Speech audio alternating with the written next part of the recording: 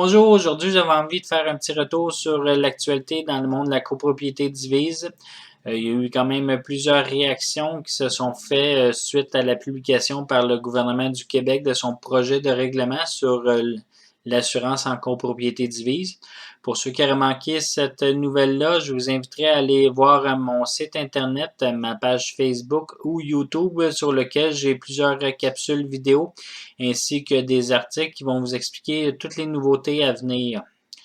Pour ce qui est des commentaires, dont si plusieurs sont positifs, j'en vois quand même passer quelques commentaires qui sont négatifs face au nouveau fonds d'auto-assurance. Certains mentionnent que ça va être une nouvelle dépense que les copropriétaires vont devoir assumer. En fait, c'est faux. C'est pas une nouvelle dépense. Il faut comprendre l'objectif du fonds d'auto-assurance et le fonctionnement en assurance dans les syndicats de copropriété.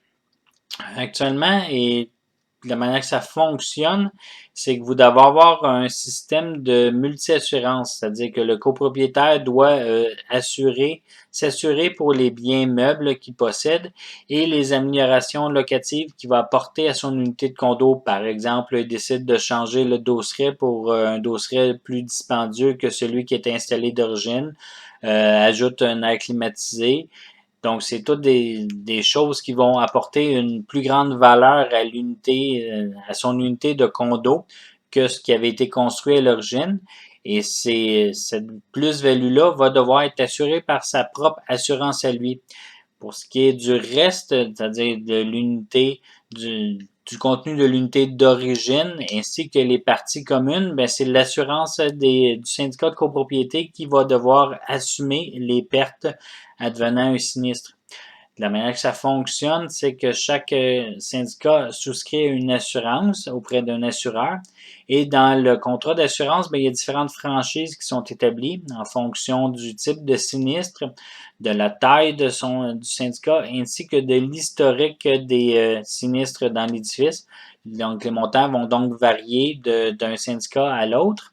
Et ce que la nouvelle réglementation du gouvernement va apporter, c'est que les syndicats vont devoir souscrire, c'est-à-dire ouvrir un nouveau compte à la banque dans lequel ils vont accumuler de l'argent pour payer d'éventuelles franchises. Le montant accumulé est évalué en fonction de la plus haute franchise que le syndicat doit payer à l'exclusion des tremblements de terre. Et pour ce faire, le syndicat va avoir une période de 24 mois pour accumuler l'argent dans son compte. Donc, advenant un sinistre, on va prendre un exemple simple, un sinistre qui coûterait par exemple 10 000 et que la franchise pour ce sinistre-là dans le contrat du syndicat est de 5 000 Ce qui va se passer, c'est que l'assureur du syndicat va payer les 5 000 premiers dollars de remboursement, mais les 5 000 autres dollars vont devoir être assumés par le syndicat. C'est ça la franchise qu'on doit payer. Jusqu'à maintenant, de la manière que ça fonctionne, dans la plupart des cas, les syndicats devaient recourir à des cotisations spéciales puisque l'argent pour payer les éventuelles franchises n'était pas prévu dans les budgets des syndicats. Donc, ça causait plusieurs problèmes parce que dans certains cas, les copropriétaires n'avaient pas nécessairement l'argent pour payer au moment où ils devaient se faire. Ça pouvait retarder les travaux dans les copropriétés. Donc, ça causait différents problèmes et différentes chicanes dans le copropriétaire. Donc, afin de régler ce problème-là, le gouvernement a décidé de créer ce nouveau fonds-là d'auto-assurance où, dans le fond, l'argent est accumulé. Donc, une fois que le fonds d'auto-assurance va être créé, si on reprend mon exemple du dommage à 10 000 avec la franchise de 5 000, les 5 000 premiers dollars vont être assumés par la compagnie d'assurance et les 5 000 autres dollars vont être pris dans le fonds d'auto-assurance.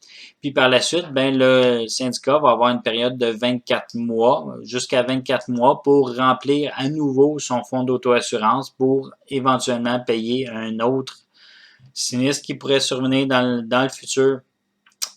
Donc, lorsqu'on comprend ce fonctionnement-là, on réalise tout de suite que ce n'est pas une nouvelle dépense puisque l'argent qui va être payé par les copropriétaires va rester dans les comptes, dans les coffres du syndicat tant aussi longtemps qu'il n'aura pas de sinistre Et c'est seulement au moment où il va y avoir justement ces sinistres-là que là, le syndicat va devoir vider l'argent dans ce fonds-là et le remplir à nouveau. Et tous ceux qui connaissent le moindrement un petit peu le domaine de l'assurance et le domaine de sinistre en copropriété savent que ça arrive quand même assez régulièrement. Il y a certains gros bâtiments qui ont des sinistres pratiquement à tous les mois. Donc, c'est une nouvelle méthode. Il ne faut pas voir ça comme étant une nouvelle dépense, le fonds d'auto-assurance, mais comme étant une assurance supplémentaire qui est autogérée par le syndicat, dans le fond, qui va être en complément avec les assurances que les syndicats doivent déjà souscrire. Donc, j'espère que j'étais assez clair et que ça va mieux vous expliquer le nouveau fonds d'auto-assurance et les conséquences. Merci, au revoir.